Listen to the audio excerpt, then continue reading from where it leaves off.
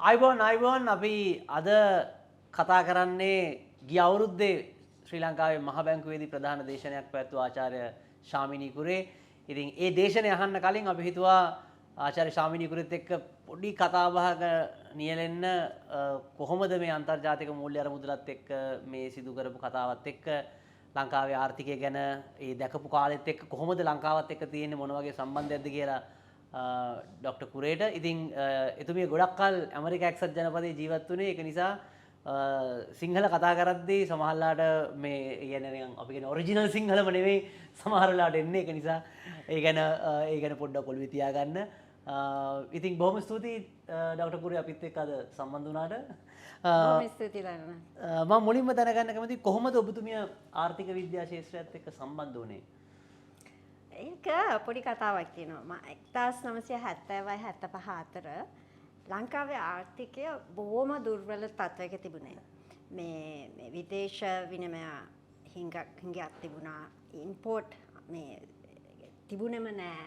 ඉතින් ඒ කාලේ මට අවුරුදු 14යි 15යි කොට මේ සාප්පුවල බඩු නෑ.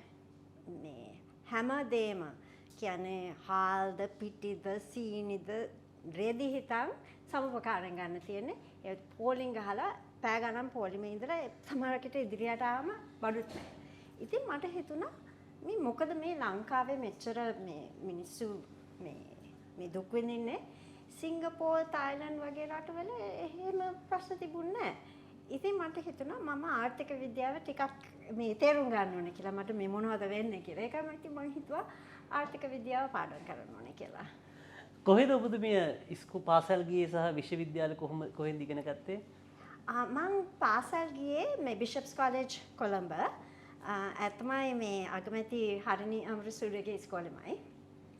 මේ මම ඒ කාලේ ඉතින් අර ඉස්කෝලේ පාසල් ඉවර වෙන කාලේ මේ විශ්වවිද්‍යාලය බලන්න හිතනකොට අපේ විශ්වවිද්‍යාලේ ඒ කාලේ බොහොම මේ කලබල කාලයක්.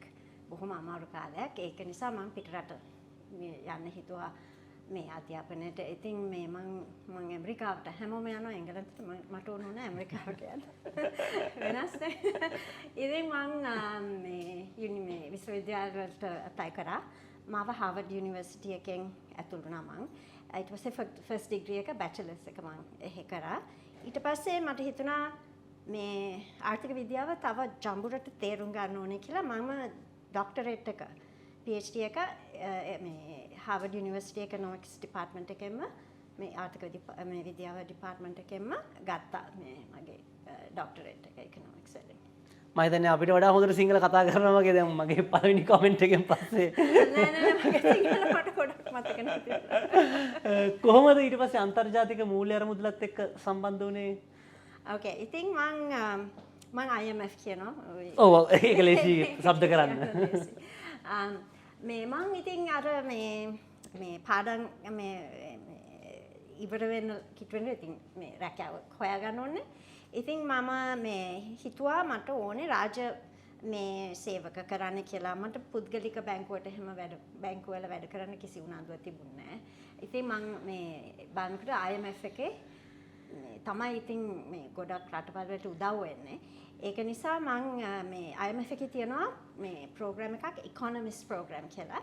ඒකේ අවුරුදු 30ට පාල අය මේ දොස්තර මේ ආර්ථික විද්‍යාවේ ડોක්ටරේට් තියන අයව ඒ ප්‍රෝග්‍රෑම් එකෙන් තමයි ඇතුල් වෙන්නේ.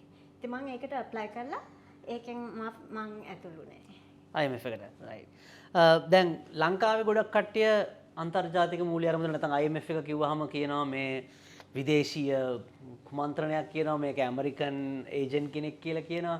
ඉතින් ඔබතුමිය ලංකාවේ කෙනෙක් විදියට IMF එකේ වැඩ කරා මම හිතන්නේ ඇත්තටම අවුරුදු 35 සෑහෙන කාලයක් වැඩ කරා. ඒ වගේම ලංකාව ණය ප්‍රතිව්‍යුහගත කිරීම සම්බන්ධයෙන් ඉස්සරහට යද්දී ඩොක්ටර් ශාමිනී කුරේ ඩොක්ටර් ඉන්ද්‍රජිත් කුමාරස්වාමී සහ ඩොක්ටර් ශාන්තන් දේවරාජන් තමයි ලංකාවේ රජයට ඒ සම්බන්ධයෙන් උපදෙස් දෙන්න පත් කරලා තිරපු කමිටි එකේ හිටියේ. ඉතින් මේ විදේශීය එකක් කියලා කියනවා ලංකාවේ කෙනෙක් වැඩ කරපු නිසා අපිට කියන්න ඇත්තටම කොහොමද මේක වෙන්නේ? එහෙම විදේශීය අර වේ වැඩක් අරන් වගේ කියනවාද මේ අනික එක රටවල් වලට මොනවද කරන්න ඕන කියලා? තමයි IMF එකෙන් මේ ඉන්න මං කියනවා මෙහෙම හිතන්න ඕනේ.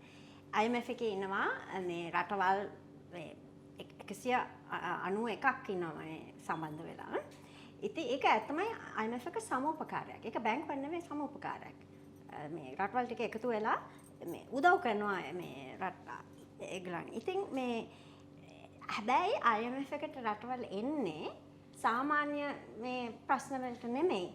එන්නේ මේ වෙන දැන් ණය අරගෙන ණය හිමියන් ඒගොල්ලන්ට තව ණය දෙන්නේ නැති වෙලාවට තමයි IMF එකට එන්නේ. දැන් එහෙමනේ අපිත් ආවේ.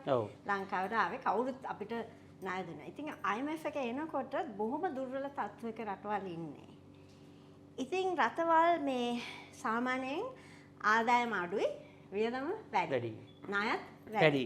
දැන් ඔය ප්‍රශ්නේ විසඳන්න IMF එක හිටියේ නැති වුණත් විසඳන්න අමාරු නෑනේ. අමාරුයිනේ. කියන්නේ ඒක IMF එකට දොස් කියලා වැඩක් නෑ. ඒක IMF එකේ උදව් කරන නිසා තමයි අපිට ටිකක්වත් සල්ලි හම්බ වෙන්නේ. ඉතින් ඒකෙන් තමයි අපි මේ ඒ තියෙන ක්‍රමය දැන් වෙනස් කරන්න ඕනේ. ඉතින් IMF එකට දොස් කියලා වැඩක් නෑ. ඇත්තමයි දැන් ඇමරිකාවේ කියන මේ සමහරකයන් කියනවා ඔව් එක්සත් ජනපදයෙන් හැම එකම කරනවා කියලා. ඉතින් ඇත්ත තමයි මේ IMF එකේ මේ එක්සත් ජනපදයට සෑහෙන බලපෑමක් තියෙනවා. ඒගොල්ලන් වැඩිම සල්ලි දෙන්නේ IMF එකට. ඉතින් ඒගොල්ලන්ට කියන්නේ ඒකේ මේ තීරණ ගන්න ක්‍රමයක් තියෙනවා. හැබැයි එක්සත් ජනපදයට ගොඩක් මේ සෑහෙන ප්‍රමාණයක් බලපාන්න පුළුවන්. හැබැයි මෙහෙම හිතන්න ඕනේ. එක්සත් ජනපදය ලංකාවට ගොඩක් උදව් කරනවා. අපිව හැමතිස්සෙම සපෝට් කරනවා ඒගොල්ලන්. කවදාවත් ලංකාවට උදව් කරන්න බෑ කියලා නෑ.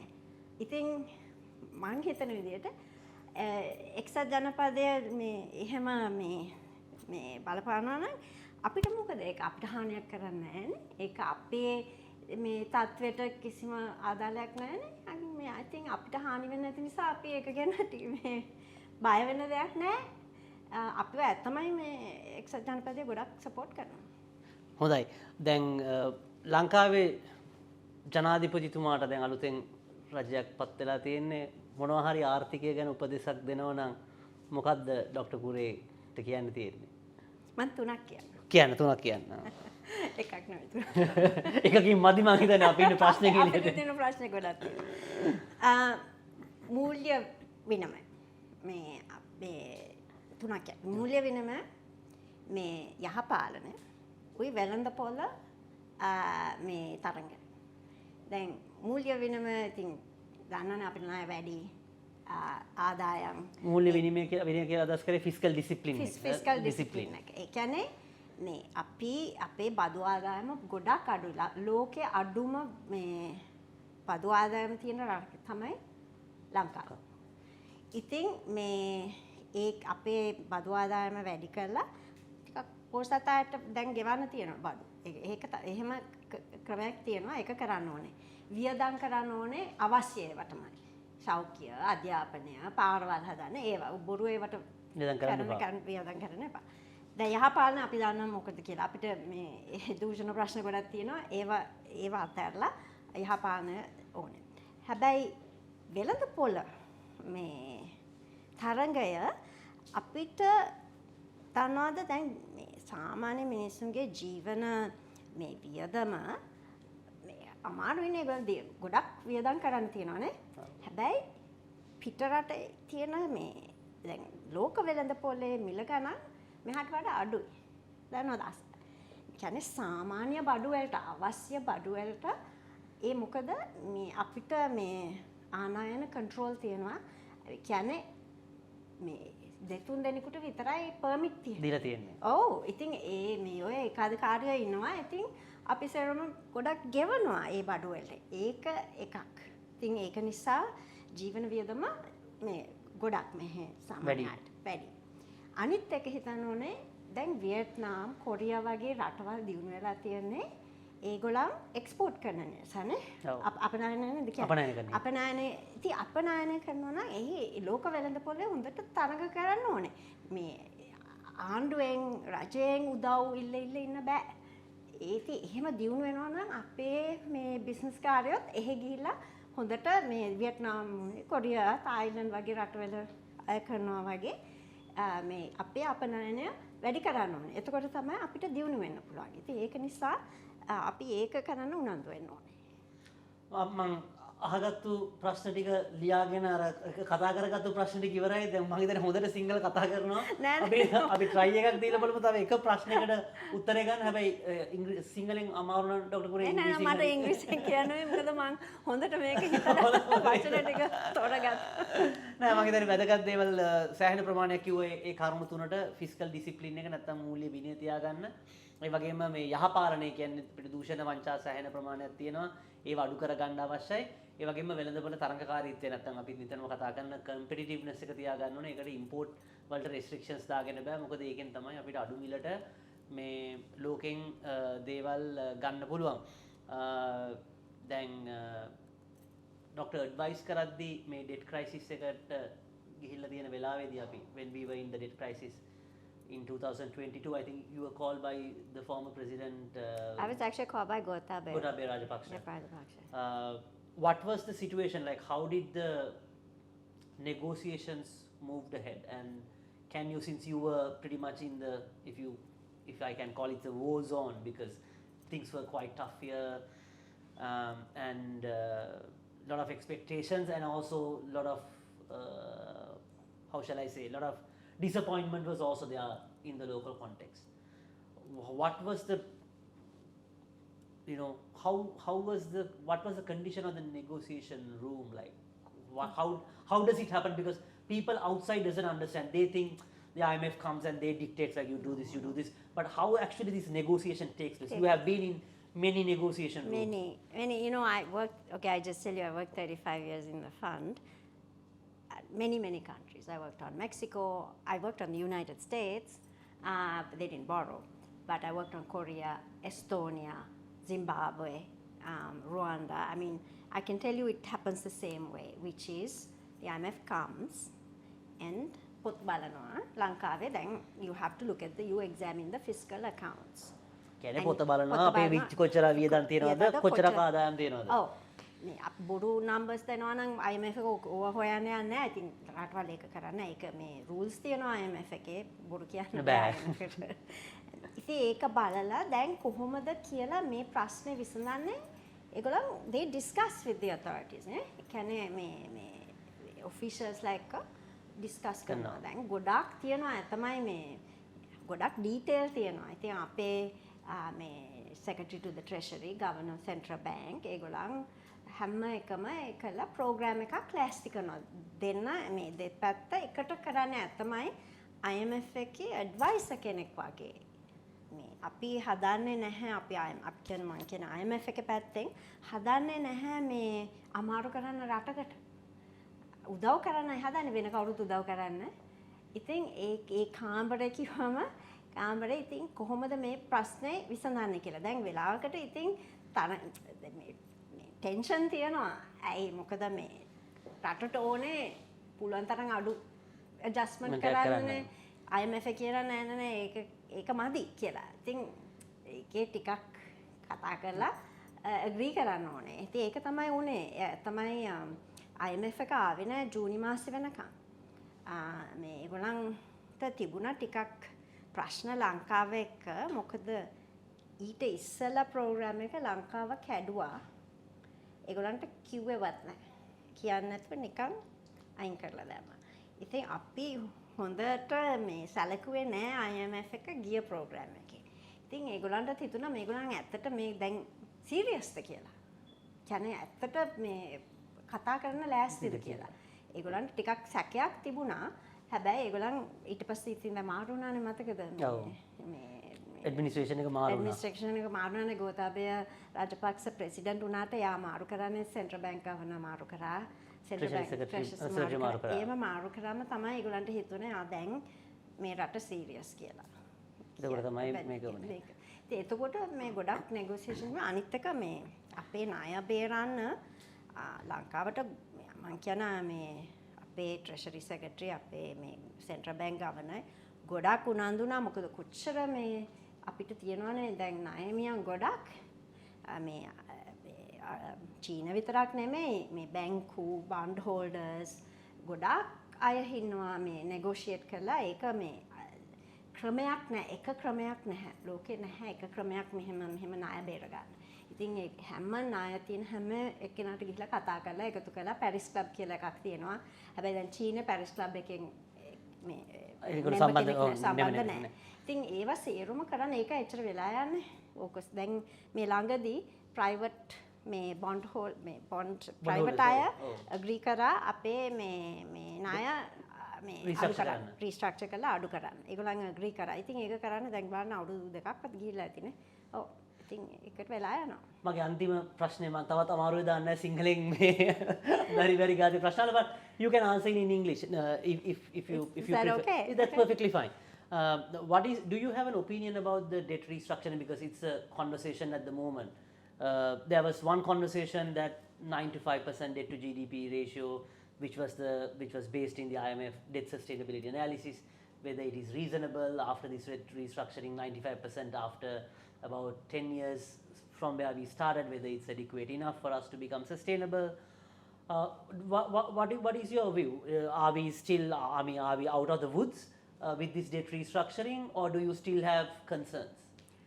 Okay, so here I do think that the IMF's debt sustainability analysis doesn't give deep enough debt relief to Sri Lanka.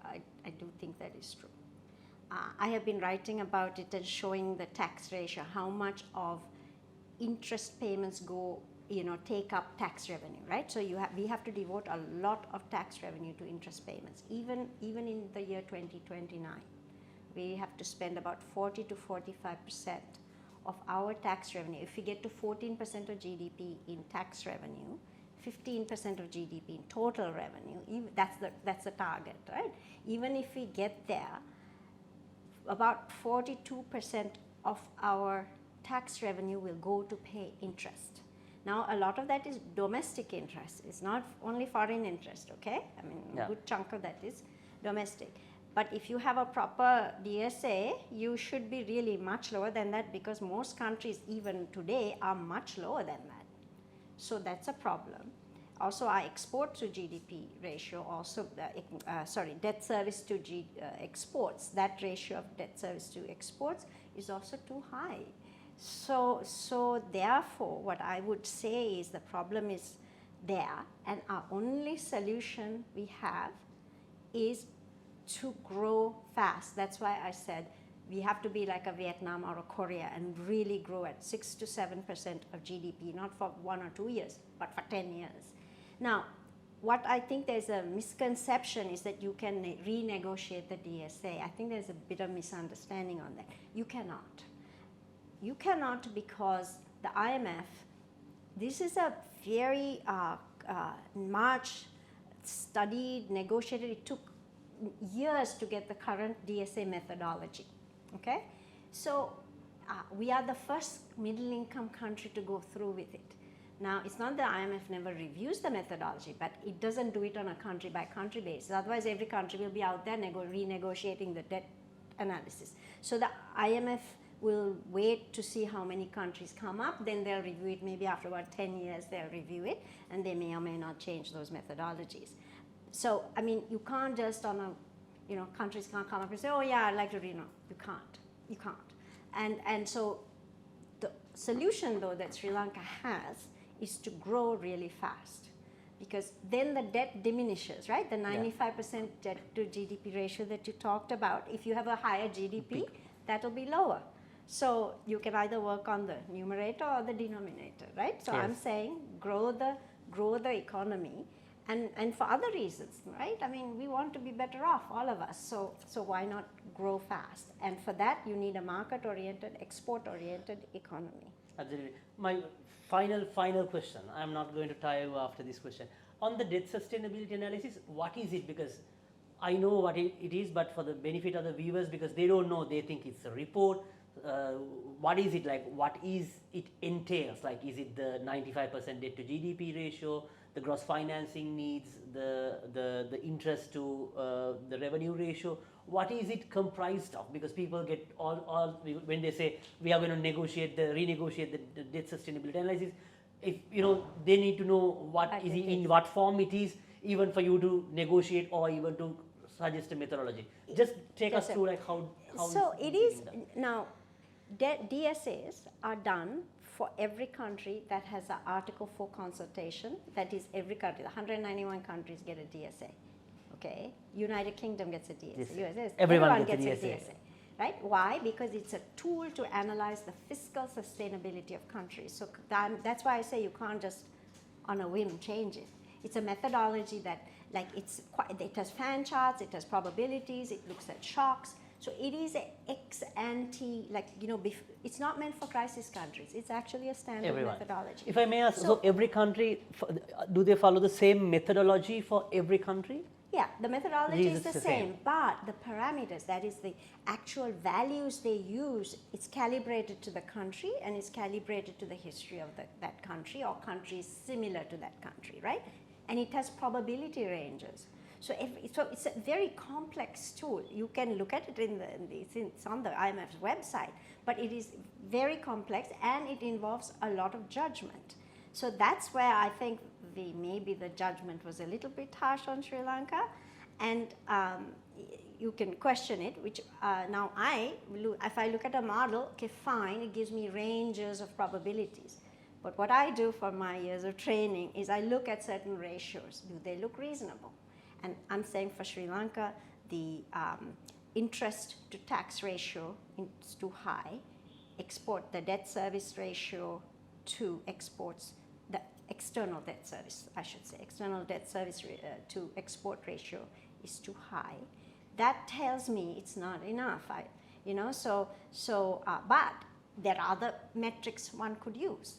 So I'm not saying it's a cut and dry clear thing, but each country the numbers will depend on the kind of parameters, that is the numbers you actually use in the model. There are a bunch of equations, there are a whole bunch of equations that are estimated.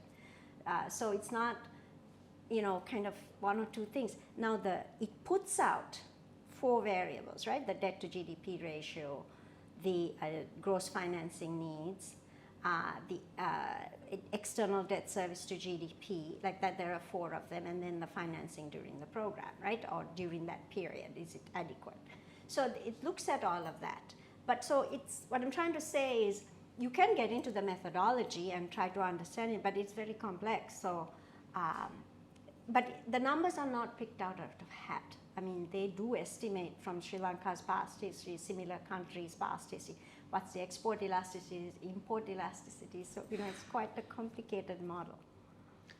බොහොම ස්තුතියි. Thank you very much for Thank joining you. with us. Thank you, බොහොම ස්තුතියි. මේ video එකෙන් පස්සේ ඔයගොල්ලෝ බලන්න පුළුවන් ඩොක්ටර් ශාමිනී කුරේ ගිය අවුරුද්දේ ශ්‍රී ලංකාවේ මහ බැංකුවේ කරපු දේශනය මතක තියාගන්න ඕනේ. මේ දේශනය කරේ පසුගිය රජය බලයේ ඉඳිද්දී, ඒ නිසා මේ රජය බලයේ ඉඳිද්දී නෙවෙයි. ඒ නිසා නමුත් ඒ කියපු බොහෝ දේවල් අදටත් තාමත් වළංගුයි. මොකද ඒකේ අපේ ආර්ථිකයේ ඉස්සරහට මොන වගේ ප්‍රතිසංස්කරණද කරන්න ඕන කියලා තියෙනවා. ඒක ඉංග්‍රීසි භාෂාවෙන් තියෙන්නේ. ඒකේ ඔරිජිනල් ඉංග්‍රීසි version එක සෙන්ට්‍රල් බැංක් වෙබ්සයිට් එකෙන් බලන්න පුළුවන්.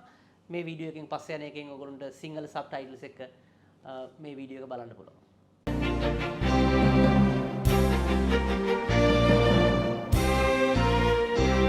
Good afternoon. Our guest speaker, Dr. Sharmini Coorey, members of the Governing Board and Monetary Policy Board, distinguished invitees, our Senior Deputy Governor, Deputy Governors, Assistant Governors, and Directors, our colleagues, and ladies and gentlemen. Today we are extremely privileged to have Dr. Sharmini Coorey deliver an oration to mark 73rd anniversary of the Central Bank of Sri Lanka.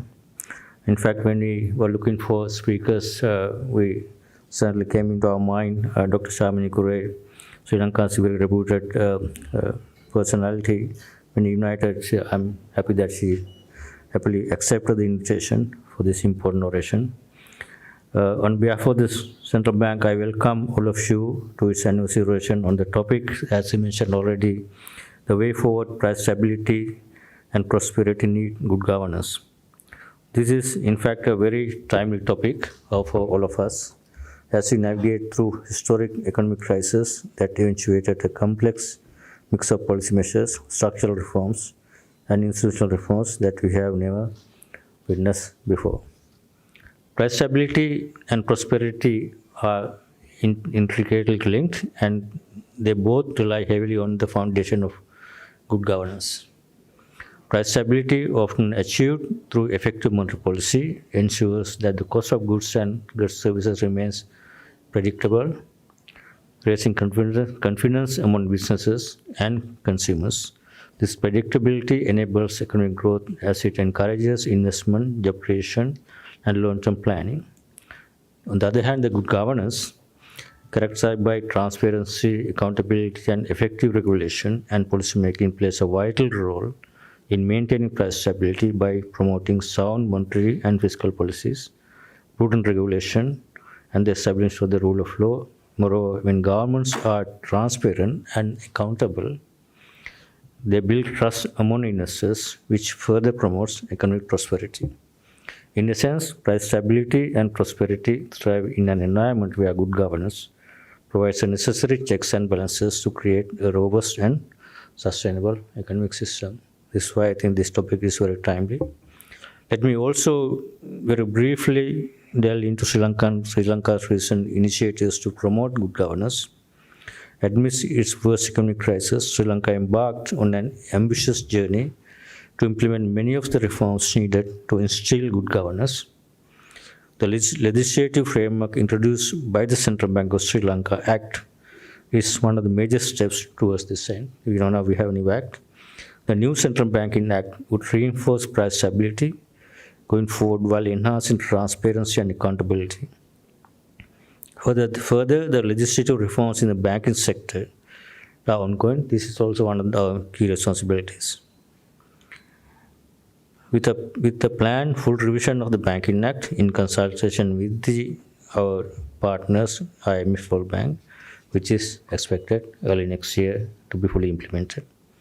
Further, the government has initiated a wide range of reforms with the support of the IMF Central Fund Facility and the strong commitments under the facility to address the long-standing structural and essential issues in Sri Lanka, thereby enabling the country to reach its growth potential. In addition to the steps to restore fiscal and sustainability, the government has set out a reform program designed to improve governance and reduce corruption-related risks. The Anti-Corruption Act has been recently passed in the Parliament versus Jain. We had a similar seminar to discuss that also, I think, last week. While measures are being taken to strengthen public financial management, other important reform, and the anti-money laundering mechanism that we also have a role to play, by the central bank as AML CFT implementation, we have the responsibility here. In this context, today's oration under the topic, the way forward, price stability and prosperity need good governance, it's an important topic, will undoubtedly be helpful to all spheres of policymakers as well as the business community. I'm sure that Dr. Coorey will enlighten us on the vital role of good governance in economic policy making for Sri Lanka's sustained growth. Today's oration will emphasize the need to focus not only on economic policies, but also on the governance processes surrounding those policies. I believe that Dr. Coorey will deliberate on impact on governance with the recent enactment of Central Bank of Sri Lanka Act. On the other hand, today's oration will be a forum to discuss the need for good governance to achieve fiscal sustainability in Sri Lanka. On that note, I would like to invite all of you to engage in thoughtful discourse and illuminate a new perspective on the way forward for Sri Lanka's economy. And before that, let me formally introduce Dr. Sharmini Coorey, whom I have known for a long time. Dr. Coorey is a member of the Presidential Advisory Group on Multilateral Engagement and Sustainability. She has been helping us a lot in the recent past in terms of her capacity as an advisory member of the Advisory Council, as well as using her influence at the highest level, international level. And also, I can say she's a very strong, independent personality, and I'm sure she will be very candid on her views. And in addition, her 35 experience at the IMF includes surveillance and program work in Africa, Asia, Europe, and Western Hemisphere, as well as a fund policy work. And as far as I know, she Sharmini is only Sri Lankan origin personality who had reached the highest level at the IMF senior management. He's only Sri Lankan so far, and we are proud of her. I'm happy to share that when I was at the fund, the period that she was promoted as a director of capacity development as a very high position at the IMF. On another note, she holds a PhD and bachelor's degree in economics from Harvard University. So without further ado, let me invite Sharmini to deliver her oration. Thank you very much. Good afternoon, Governor, Deputy Governors, members of the Monetary Policy Board and the Governing Board, ladies and gentlemen. First, I would like to thank Governor Veerasinghe for inviting me to deliver the 73rd oration of the Central Bank of Sri Lanka. I'm honored to address such a distinguished audience of leaders and members of the policy-making and financial community. I would also like to recognize the talented and hardworking members of the CBSL staff who have had a very challenging year and a half, if not longer. Let me start by congratulating the Governor, Deputy Governors, members of the former Monetary Board, and members of the current Monetary Policy Board. Since April 2022, they have taken bold decisions and led the demanding technical work to stabilize the economy after the deepest economic crisis that Sri Lanka has suffered since independence. It is perhaps easy to take for granted the progress so far. But let us not forget that barely 20 months ago, Sri Lanka's inflation was unanchored, the exchange rate was depreciating uncontrollably, foreign reserves were depleted, and the economy was collapsing with shortages of food, fuel, and essential medicine. Declaring an orderly foreign currency debt moratorium, raising interest rates sharply, and curtailing the monetization of fiscal deficits were essential first steps to stabilize the economy and avoid a disorderly default. It is no mean feat to have brought inflation down from a peak of almost 74% last September to less than 2% a year later, overperforming the IMF's projections. To have accomplished this while maintaining financial stability is all the more impressive given that the deep economic contraction that, together with the preceding pandemic, has weakened financial sector balance sheets. Monetary policy was also responsive in lowering the policy rate when clear evidence emerged that monthly inflation was stabilizing. Let me say, based on my years of experience at the IMF, working with countries around the world, often during economic stress, that these are by any standard impressive accomplishments. Without skilled leadership and decision-making, it could easily have been a lot worse. These monetary policy decisions were successful also because of the support from the government's fiscal policies and the leeway given to the CBSL to conduct monetary policy according to its best judgment. Tax cuts during the previous government had reduced our tax ratio from almost 11% of GDP in 2019 to a mere 7.5% of GDP on average in 2020-21, one of the lowest in the world, lower even than the tax ratios of very poor countries like the Central African Republic and Burkina Faso.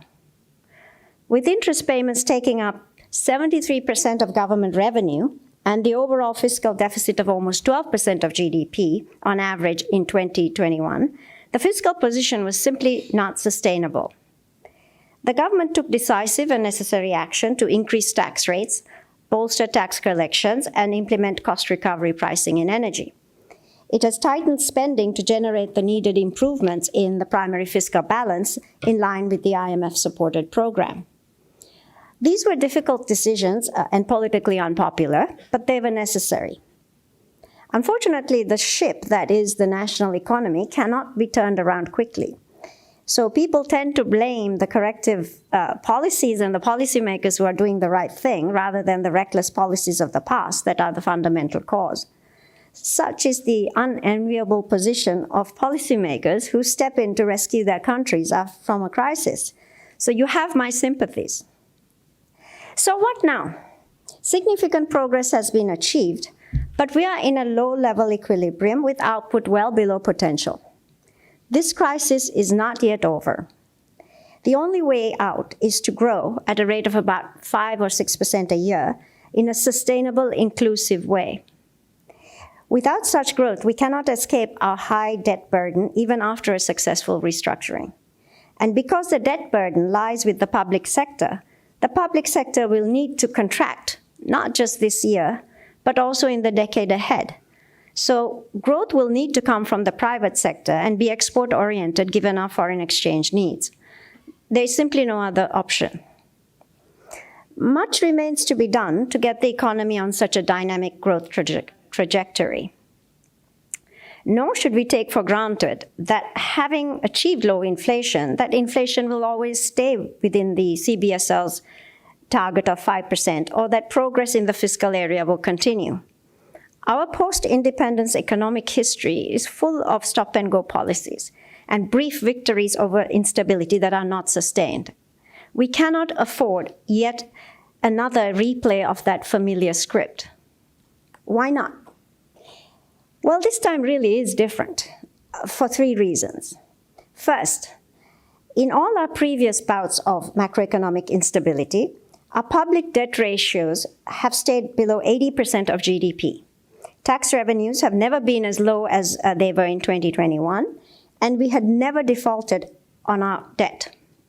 According to the IMF's debt sustainability analysis, even if we successfully restructure our debt and adhere to the tight policies that generate primary fiscal surpluses of 2.3% of GDP from 2025 until at least 2032, our public debt will decline to only about 95% of GDP by 2032, from about 130% of GDP now. To put this debt level in perspective, in 2022, government debt to GDP averaged 65% in emerging and developing economies. And looking at our neighbors, 55% in India, 40% in Indonesia, and 54% in Thailand.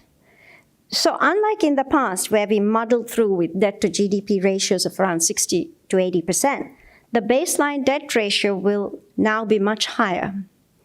We will be at a high risk of debt distress even after a successful debt restructuring. If we become complacent and go slow on reforms, we can easily be back in a crisis where we are unable to pay our debts. Except next time, the adjustment will be far more painful because we would have already restructured our domestic and external debt. More of the adjustment, therefore, will fall on our citizens and less on external creditors. This point needs to be widely understood. The second reason this time is different is that many people are now in poverty or very close to poverty and have little or no cushion left. The World Bank estimates that the poverty rate doubled to 25% of the population in 2022, while the UNDP estimates that over half the population remains multidimensionally vulnerable. The World Food Programme finds that almost a third of children under 5 are malnourished, with 20% suffering from wasting. Nearly two-thirds of the population are borrowing or dipping into their savings to feed their families. Many people are foregoing basic needs such as healthcare, and progress in education has been severely hampered by both the pandemic and the economic crisis. The impact on people of another debt default, crisis, and adjustment would be disastrous and even raise the likelihood of social unrest.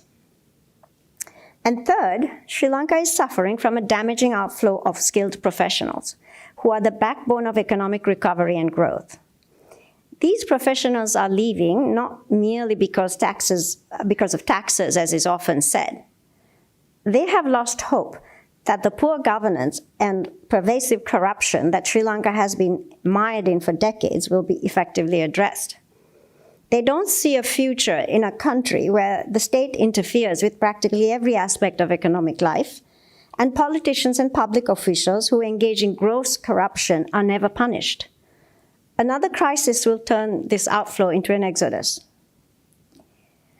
The empirical evidence clearly shows that crises cause permanent losses, both in GDP and human welfare.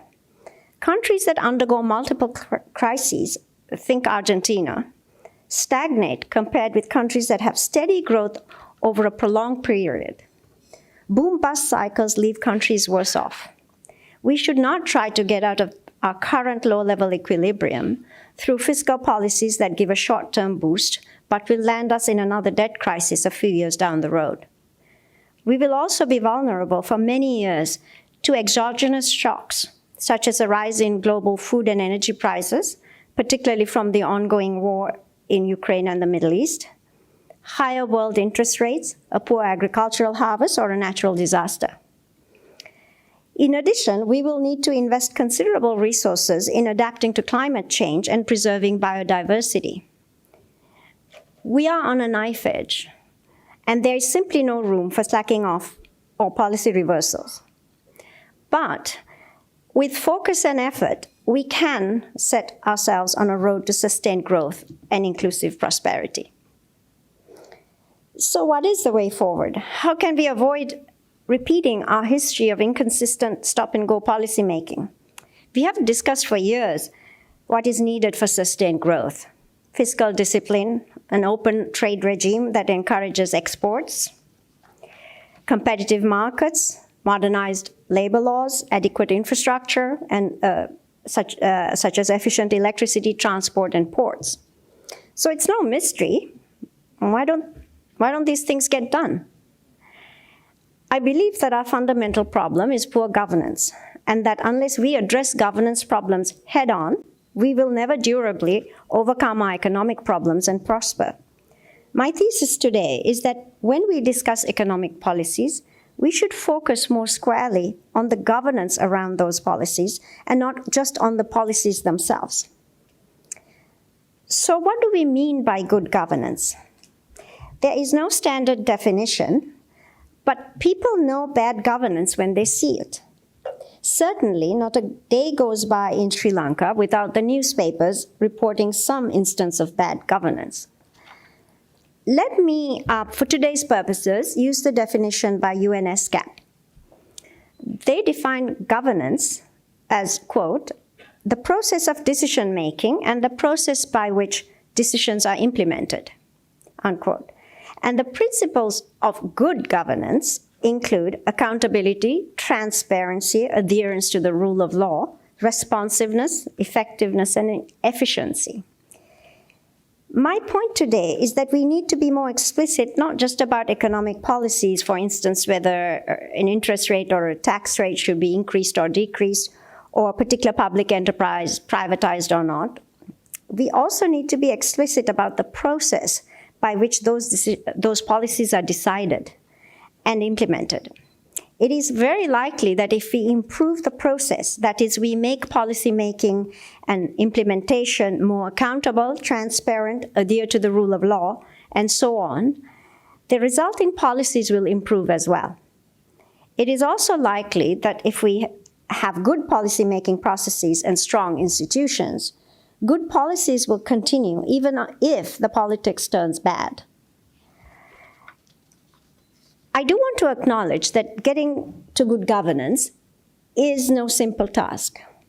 It requires sustained social pressure and political will to take on the vested interests who are served by poor governance. People sometimes complain that nothing works in Sri Lanka. Actually, that's not quite true. Things work very well for a small group of people. The challenge, if we are to avoid repeating the mistakes of the past, is to ensure that our policymaking and implementation processes and institutions obey the principles of good governance so that policies serve the interests not just of a small group, but of all members of society. I would like to focus today on good governance for 3 policy objectives that are, in my view, the most important to get us out of this crisis and lay the basis for inclusive prosperity. First, maintaining durable price stability through sound monetary policy. Second, achieving fiscal sustainability through better taxation. And third, enabling market-oriented growth by reducing the size and role of the public sector. For the last two mainly fiscal topics, I draw extensively on three sources published in September: the IMF's Governance Diagnostic Assessment of Sri Lanka, or GDA for short, Sri Lanka Civil Society's Governance Diagnostic Report, and the World Bank's Country Update on Sri Lanka. These reports are based on thorough research, extensive interviews with officials and other stakeholders, and written or guided by experts with international experience in their respective fields. Since this occasion marks the 73rd anniversary of the CBSL, let me start with the topic of strengthening governance to maintain durable price stability through sound monetary policy. The economics literature and central banking practice have convincingly established for decades the need for central bank independence and a sound monetary policy decision-making process to achieve low and stable inflation. Most major countries' laws safeguard central bank independence and aim to insulate monetary policy from political interference.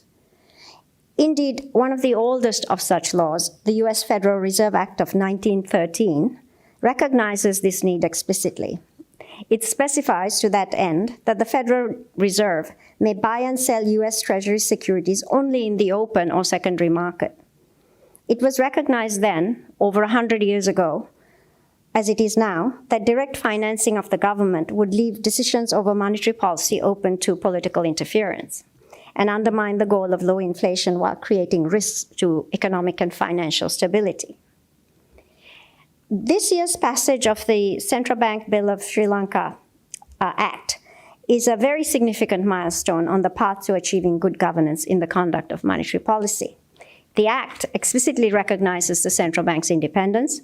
There's now a clear mandate that price stability is the primary objective of the CBSL, with financial stability as a secondary objective.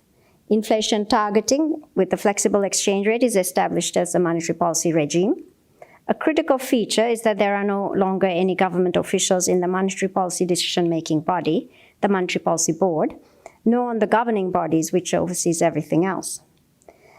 There is also an appropriate balancing of central bank independence with accountability and transparency.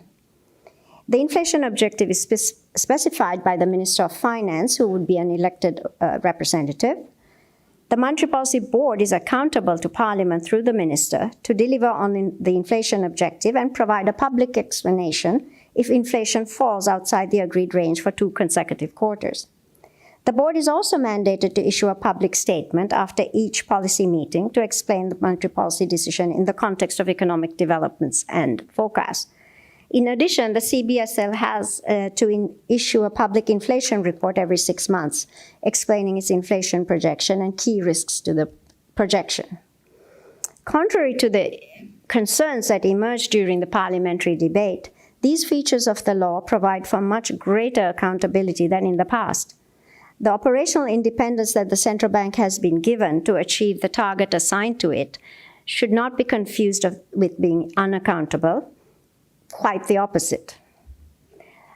The strong legal framework is a necessary but not sufficient condition for sound monetary policy.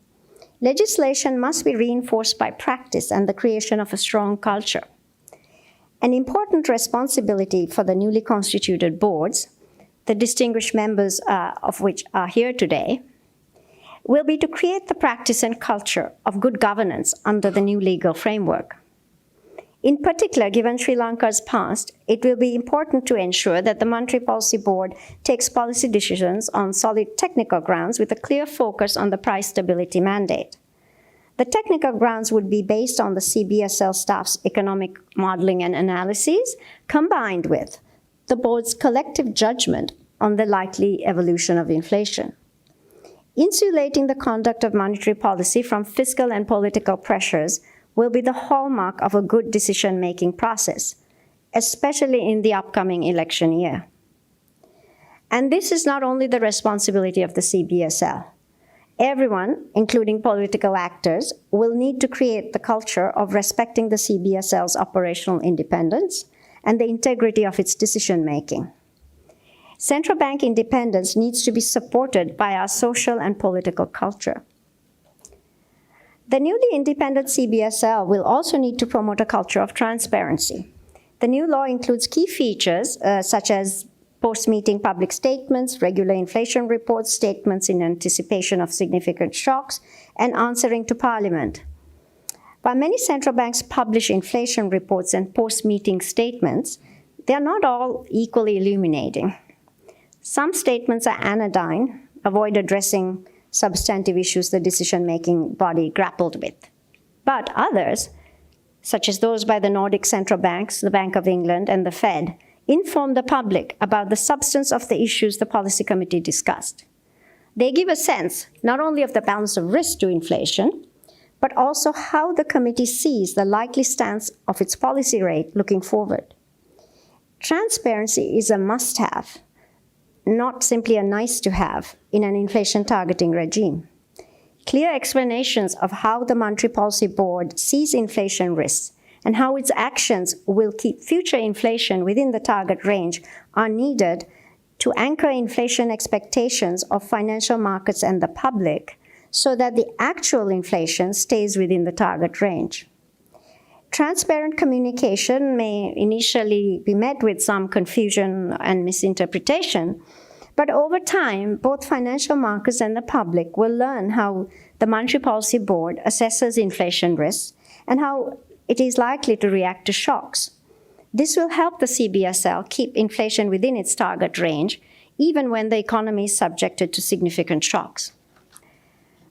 As the CBSL law gets established and the bank's practices evolve, a further strengthening of the legislation could be considered to safeguard the CBSL's independence. In my view, 3 features of the law could be re-examined in that context, the last of which is the most important. First, we need to reconsider the description of the powers, duties, and functions of the central bank. Article 7J states the CBSL will, quote, act as financial advisor and banker to the government, while Article 7K states that it will act as fiscal agent of the government. Given the context in Sri Lanka, where the government has relied on the central bank for expertise, the reference to financial advisor is understandable, but not desirable. To safeguard more securely the CBSL's independence, there needs to be a sharper line between its activities and the activities of government. Also, given Sri Lanka's history of money finance deficits, it is best to avoid describing the CBSL as banker to the government. In common understanding, a banker gives credit and liquidity to its clients. However, the main point of the CBSL law is to ensure that the CBSL does neither. In my view, therefore, Article 7J should be eliminated altogether, and Article 7K amended to describe the CBSL as fiscal agent and depository of the government, so that it can carry out normal central banking functions, such as holding government deposits and effecting payments through government accounts held at the bank. Eliminating this reference would also help people understand that the primary function of the central bank is to serve the public by protecting the value of the currency. That is, the amount of goods and services they can buy with their money, which is what price stability achieves.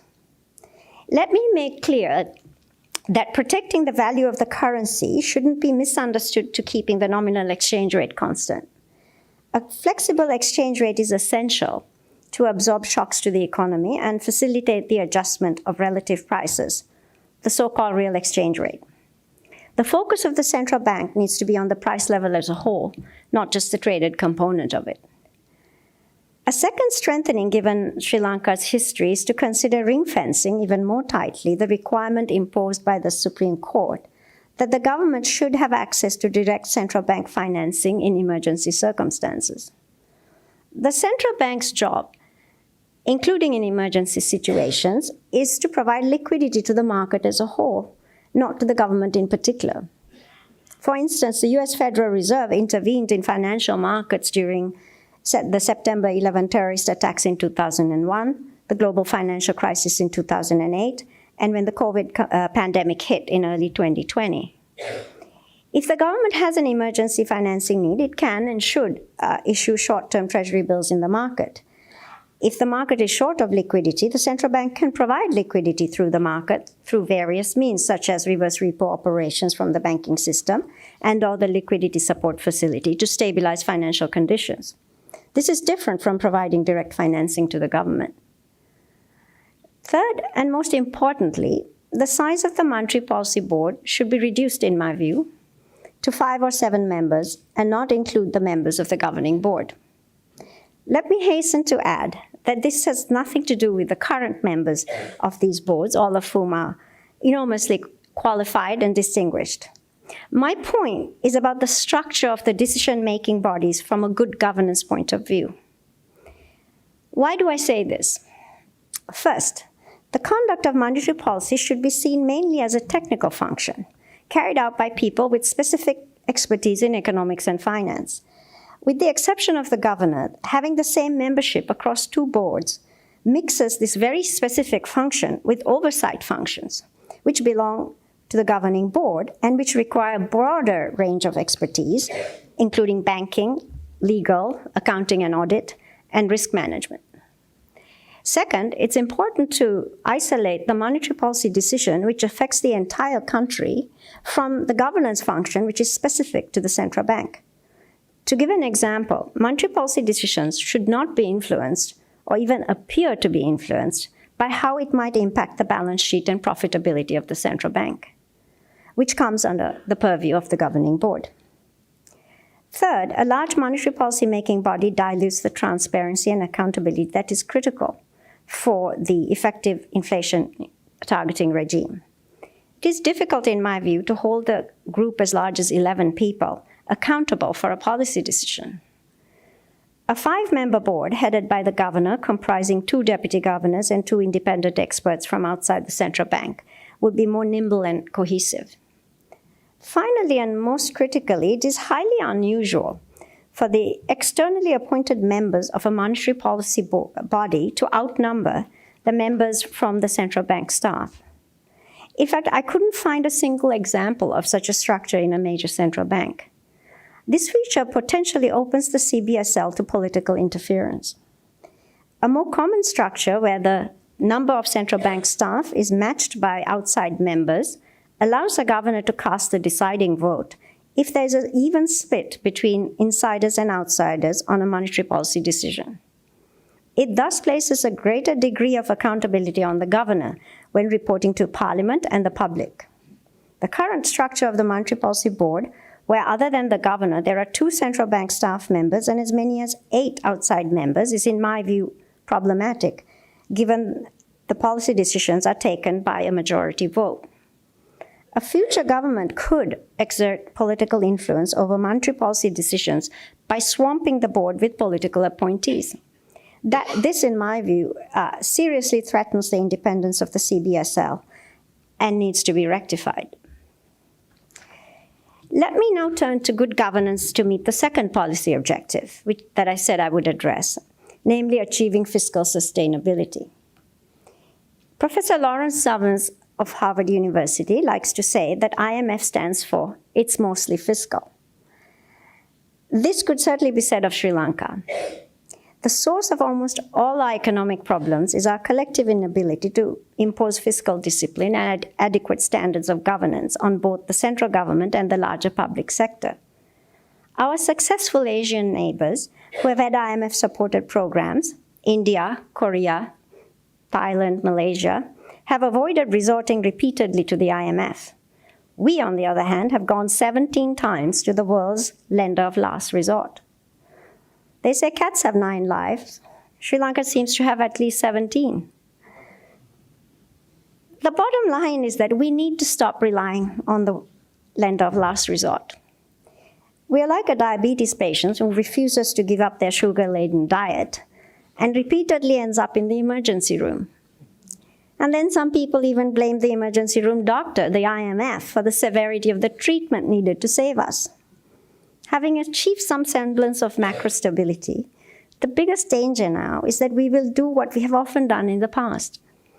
That is, as soon as some stabilization is achieved, abandon or drag our feet on the serious restructuring needed to address the underlying fiscal and governance problems. Many of the reforms promised under the current program are similar to what we have promised before, but never consistently implemented. We need to change our diet by strengthening the governance to achieve fiscal sustainability, not because the IMF or external creditors require it, but because if we don't, we will be in crisis again. To achieve fiscal sustainability, we need better taxation. Adam Smith, in his treatise on the wealth of nations, wrote that tax policy should adhere to 4 principles: fairness, certainty, convenience, and efficiency. Principles that are consistent with the principles of good governance. The OECD has established similar criteria with the added criterion of neutrality, meaning a tax system should raise revenue without distorting incentives vis-à-vis any particular activity or choice. Although Sri Lanka's tax regime was improved by the 2022 tax reforms, it is fair to say that it still violates all 5 principles. Let me provide 3 examples to illustrate the point. First example, Sri Lanka relies excessively on indirect taxes rather than direct taxes, and on taxing labor rather than capital. Both aspects violate the principle of fairness, as indirect taxes shift the tax burden towards the poor, who spend more of their income on goods and services, while capital income accrues mainly to the rich. In 2021, Sri Lanka collected 77% of its taxes through indirect taxes such as VAT, excise, and trade taxes, which is notably more than the regional average of 66% and the global average of 53%. The recent increase in personal and corporate taxes, which are direct taxes, are a step in the right direction, but indirect taxes still account for 11% of the pre-tax income for households in the bottom income decile, more than the 8% share for households in the top decile. Personal tax collections rely on the payee system, which ensures many professionals pay taxes. But most income from business profits remains outside the tax net because IRD has only a very small number of personal tax files. Capital income from capital gains, interest, and dividends is subject to lower flat tax rates instead of progressive rates. And capital gains on property other than stocks are taxed at a very low rate of 10%. Second example, corporations have for decades enjoyed extensive tax holidays, which violate all 5 principles of good governance. Commendably, with the tax reform of October 2022, most companies are now subject to a standard 30% corporate tax rate. However, projects continue to receive wide-ranging tax exemptions under the Strategic Development Projects Act. Under this act, based on vague criteria, projects can negotiate exemptions from 8 different tax laws, including corporate, personal, VAT, excise, and customs for as long as 25 years. The 17 beneficiary projects so far enjoy corporate income tax exemptions for 20 to 25 years, typically followed by time-bound reduced rates and exemptions from many other taxes and fees. Moreover, tax concessions can be granted to companies operating in 3 zones: Colombo Port City, a pharmaceutical manufacturing zone, and a textile manufacturing zone. The Port City Act allows exemptions from 13 different tax acts, covering casinos, the betting and gaming levy, and practically all other taxes for up to 40 years without the approval of Parliament, which raises the question of the constitutionality of these exemptions, at least to my mind. Such extensive tax holidays simply cannot be justified. Let's be perfectly clear that tax exemptions are the equivalent of a cash payment from the government to special interests. It's as if the corporation paid the standard tax and the government gave an equivalent amount to the corporation instead of spending it on social needs or even repaying public debt. Tax exemptions mainly benefit the shareholders of corporations, who I would guess are not merely rich, but super rich. So in Sri Lanka, we have welfare for the rich and the super rich, that far outweighs the small amounts the government transfers to the poor through programs such as Asvasuma. Although tax concessions are often claimed to be necessary to encourage investment, particularly foreign direct investment, there's plenty of survey evidence to show that foreign companies do not choose their location based mainly on tax considerations. Factors that truly matter include a stable macroeconomic environment, reliable electricity and physical infrastructure, the rule of law, an efficient dispute resolution system, secure access to land, and a high-quality labor force. As the IMF's GDA points out, tax exemptions also create opportunities for corruption. After all, someone has to grant them, and the selection criteria, amounts, and beneficiaries are not transparent. A third example of poor governance in taxation is the reliance on gazette notifications for implementing major policy changes. This makes the tax system uncertain and increases opportunity for corruption. In principle, the primary tax laws that Parliament enacts should contain all the necessary provisions to ensure taxes can be calculated and collected fairly and efficiently. All subsidiary instruments, such as ordinances, gazette notifications, and other regulations, should merely provide technical details to ensure effective administration of the law. In Sri Lanka, however, tax rates, the scope of existing taxes, and the granting of tax concessions can be implemented through gazette notifications. Take, for instance, the special commodity levy. A minister can change this levy arbitrarily, with immediate effect without parliamentary approval, which one would think is a violation of the Constitution, which vests the power of taxation exclusively with Parliament. Customs duties can also be changed without parliamentary approval. Such arbitrary changes in the special commodity levy and import duties, not to mention quantitative restrictions on imports, not only create uncertainty, but also opportunities for corruption, for instance, through temporary reductions that create rents for connected individuals. So how can we have better governance around taxation? Transparency and simplicity of the tax system are critical for ensuring good governance. Complex tax systems with multiple rates, exemptions, and scope for arbitrary decision-making open room for the abuse of power and mainly serve vested interests. By contrast, a tax system that is uniform, rules-based, and grounded in clear, simple principles promotes not only fairness, but also fiscal sustainability through higher tax revenues because of limited leakages and increased compliance. Two aspects of the tax system, tax policy and tax administration, need to be considered. But generalizations are not enough. We need specifics. So here are 10 proposals, 6 on tax policy and 4 on tax administration.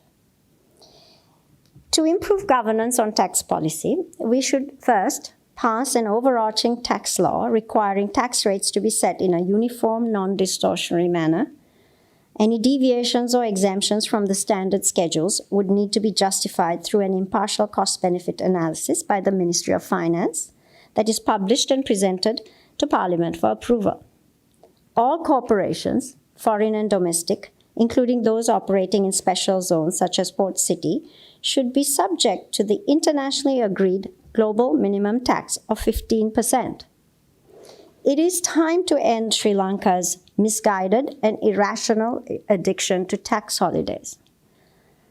The legislation should eliminate ministerial authority to introduce tax changes, including of customs and commodity levies, through gazettes and other regulations without prior parliamentary approval.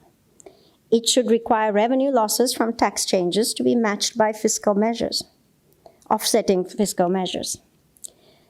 The legislation should also mandate a single tax policy department within the Ministry of Finance. This department should be the unique tax policy arm of the government, with responsibility to recommend rates of taxation and any exemptions and deviations from standard tax schedules. Bodies such as the BOI and the Port City Commission should not be given power over tax or tariff exemptions. Until such legislation is passed, in the immediate term, and this is my second proposal, sunset existing tax exemptions to end in 3 to 5 years.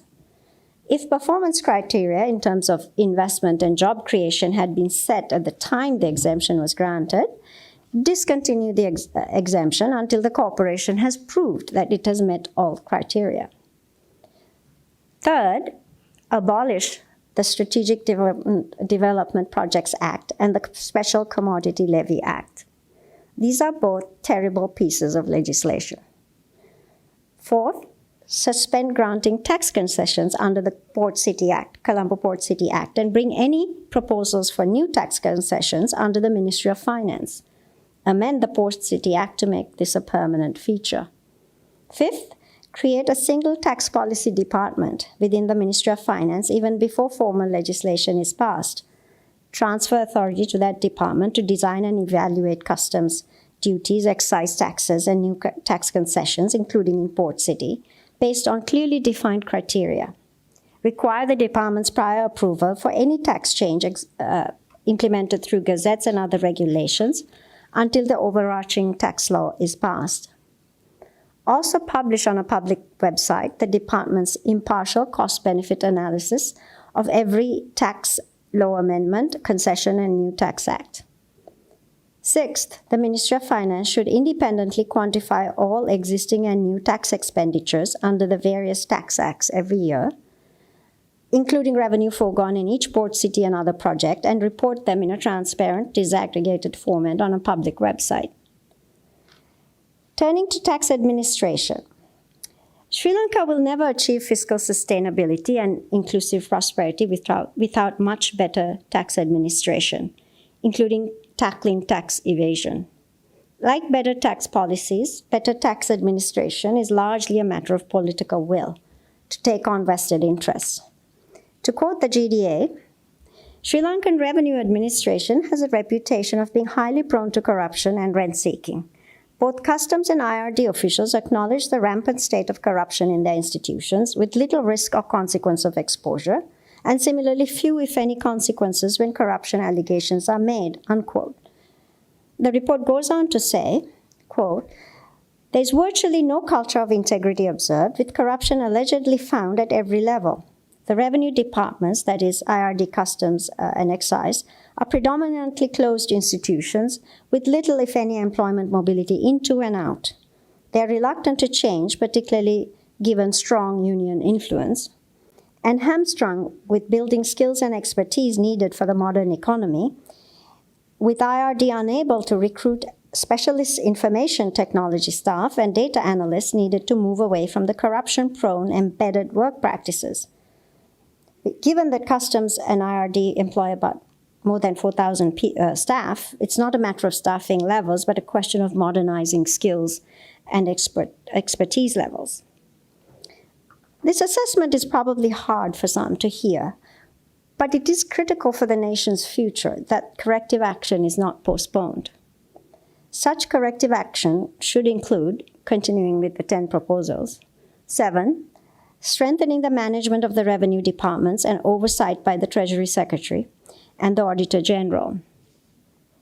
The 3 revenue departments, IRD, Customs, and Excise, are after all departments within the Ministry of Finance.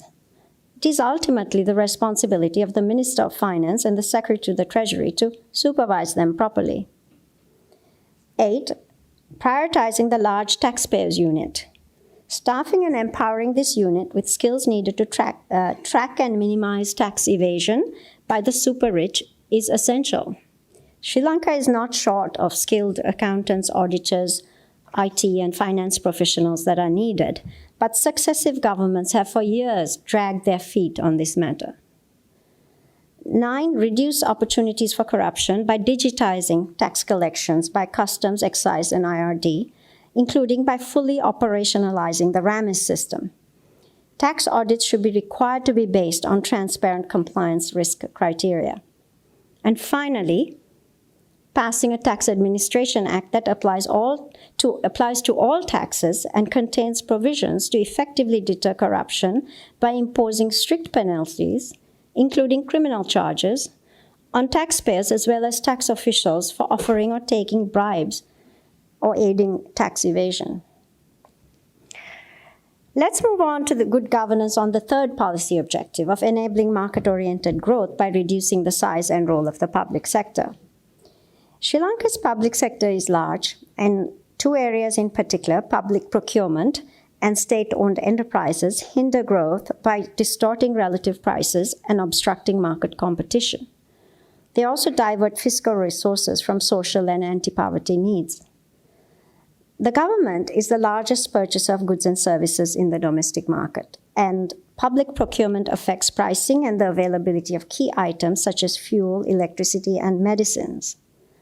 It also accounts for a significant part of government spending, estimated at over 5% of GDP.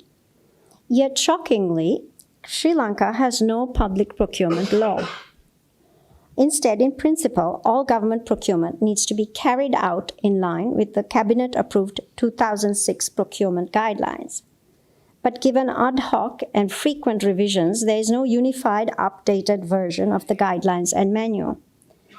The National Procurement Commission is mandated to formulate effective procedures and monitor their implementation, but it has started to function only recently after being reinstated last year.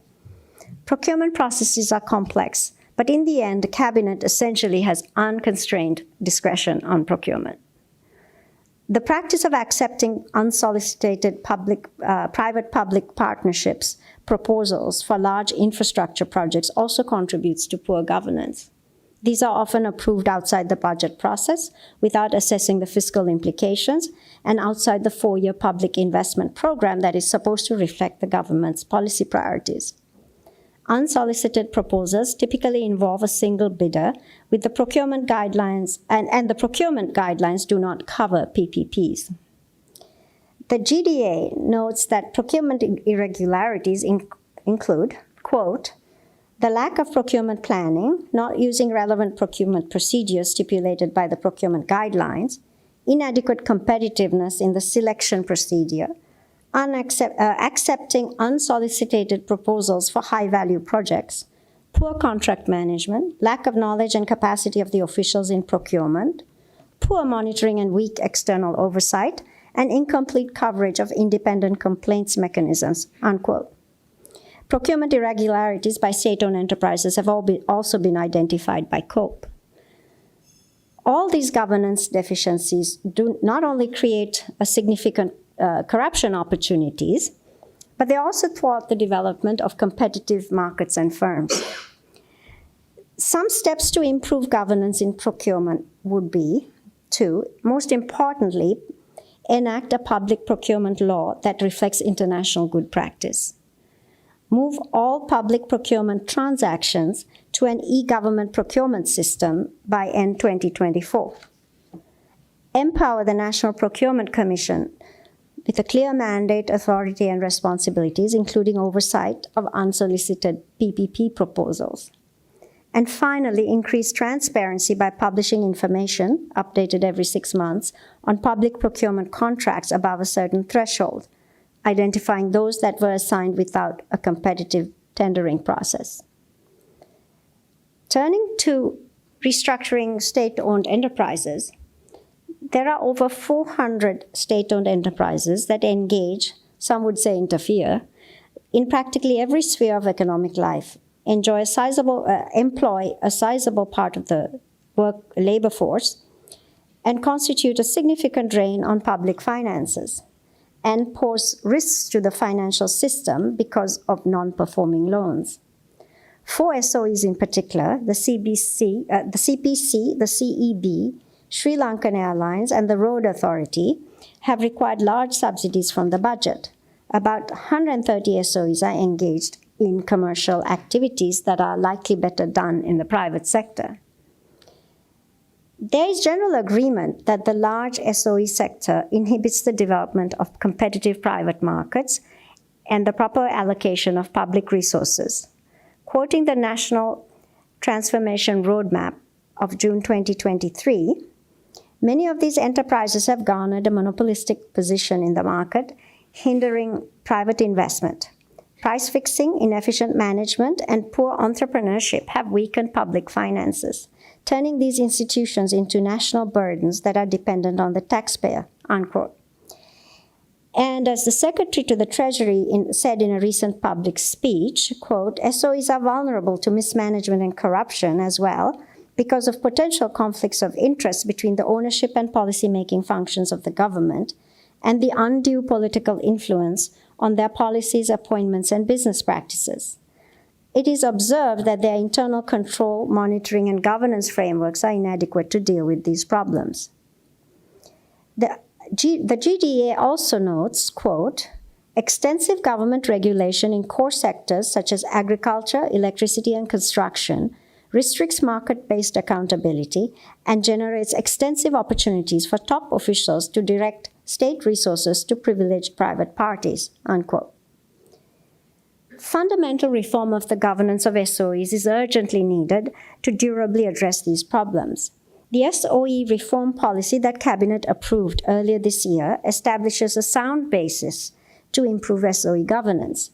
It envisages a two-pronged approach to divest majority shares in commercially oriented SOEs while operating those that need to remain in government ownership under a holding company on a fully commercial basis. The key priority now is to implement the reform policy without delay, including by enacting the corresponding SOE law. Proposed reforms should not be diluted as they go through the parliamentary process. Some areas of the envisaged SOE law are worth close consideration. The first is to define very strictly when the government would retain a majority stake in an SOE. Objective and specific criteria will need to be developed to determine whether there is a national security interest. It might also be better to use the criterion of an economic externality, which can be clearly defined, rather than whether a product or service is deemed essential, which could be interpreted too broadly. Second, the expected norm should be that SOEs that engage in commercial activities are fully divested so that the government doesn't end up holding minority stakes in companies without a strong reason.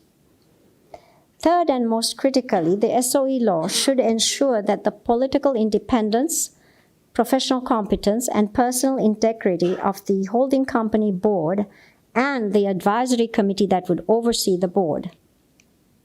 It will be important to ensure that line ministries cannot be involved in managing and influencing SOEs or in any privatization process.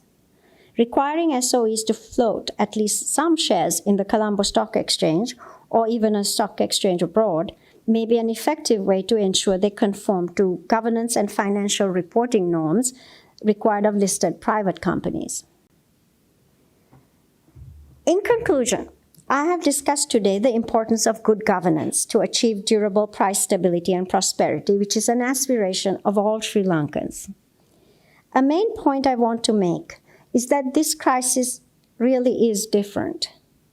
The path ahead is narrow because our debt will remain high for many years. It is fraught with risks of political backsliding, resistance from vested interests, reform fatigue, and exogenous shocks. There is no room for complacency or slacking off on reforms if we are to avoid another potentially more devastating crisis. As we mark the 73rd anniversary of the CBSL, we can be encouraged by the progress made in achieving price stability and good governance over the conduct of monetary policy. But the central bank law and fostering an independent, transparent CBSL culture do not guarantee that the CBSL's independence will be safeguarded in the future. It needs to be supported by a sustainable fiscal position and a market-oriented economy that delivers strong, inclusive growth. I have focused today on 3 areas where I believe progress is critical. I've suggested 17 practical actions to strengthen governance, 3 on central bank independence, 10 on the tax system, and 4 on public procurement, in addition to implementing the 2023 SOE reform policy. That might seem like a lot, but well, it's only one action for each time that we've gone to the world's lender of last resort. I do believe, though, that this crisis is also an opportunity. It is an opportunity to take on the vested interests that have blocked good governance for so long and to undertake the reforms needed to achieve inclusive prosperity. The challenge is to strengthen our economic institutions and governance so that economic policies will remain sound even when the country is subjected to exogenous and political shocks. Other countries like India, Thailand, and Korea have suffered crises and emerged stronger and more resilient by strengthening their institutions and governance. We must do so as well. Thank you for your attention.